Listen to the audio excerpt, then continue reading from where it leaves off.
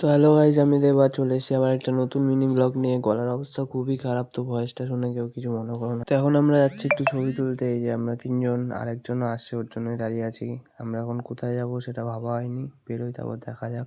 নরদার গাড়িতে পাম্প নেই, তাই ও হাওয়া দেবে, তাই এখানটায় দাঁড়ালাম। এই জায়গাটার কথা আর কি বলবো, এখানে তো সবসময় জাম থাকে। তোমরা নবদ্বীপে যারা থাকো জানোই, সামনে দেখো কি জাম।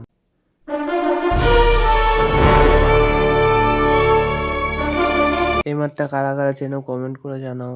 এখানে আমরা ছবি তুলতে এসেছি।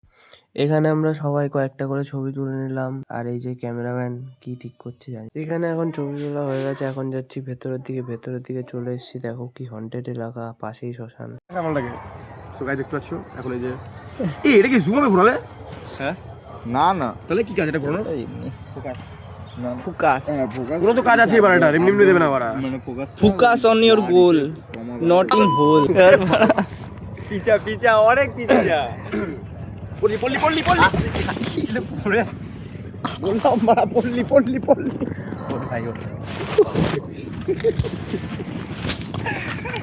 ভিডিও করতে গিয়ে পড়ে গেলাম, এর জন্য সবাই লাইক করে দিও। আজকে শ্যুট আমাদের শেষ, আর ফলো করে দিও।